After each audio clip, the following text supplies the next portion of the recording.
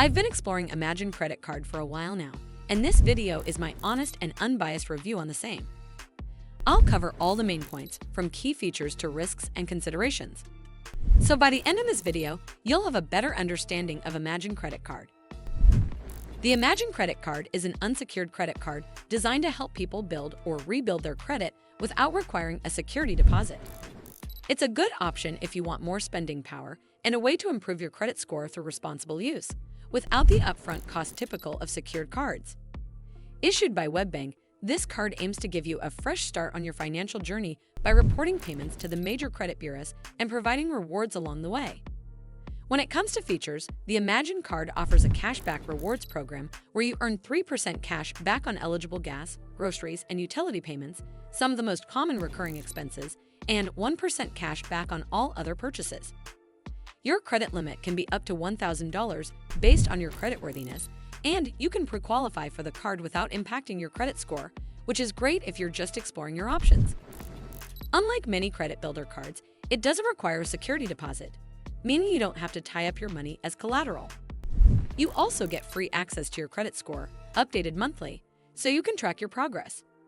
The card supports instant credit decisions and Visa's zero liability fraud protection, which means you won't be held responsible for unauthorized charges if your card is lost or stolen. On the convenience front, you can set up transaction alerts via email, text, or app notifications to stay on top of your spending. The card has no foreign transaction fee, which is an added bonus if you travel internationally. Of course, there are some downsides.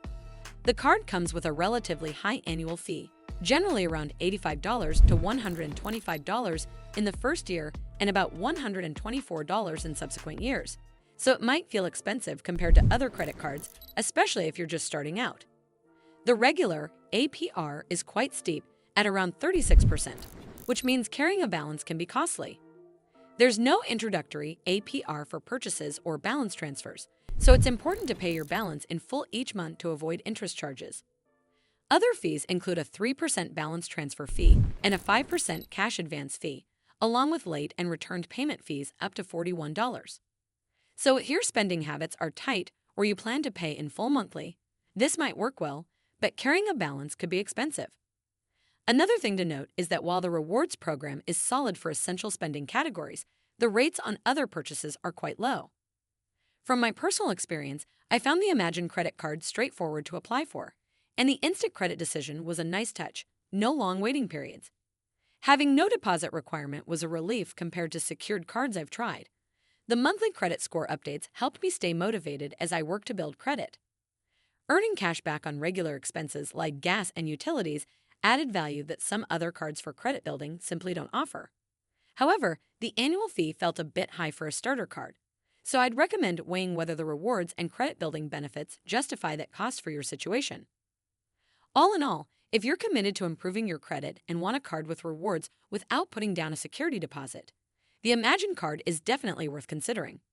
Well, that's all for this video. I hope you found this video helpful. And if you did, make sure you give this video a super thanks by clicking on the heart icon to help support the channel, and don't forget to hit the subscribe button. We'll see you in the next one.